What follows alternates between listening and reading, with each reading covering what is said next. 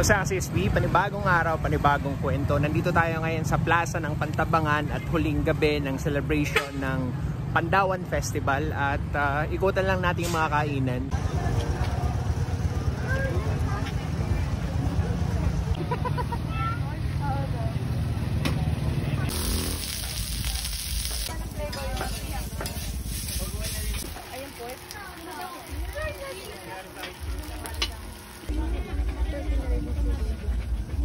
Ito na lang ganyan. Bagay yan. Dito doon.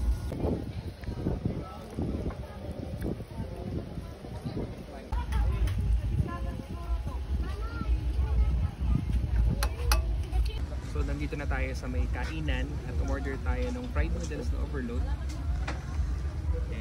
And then yung pares.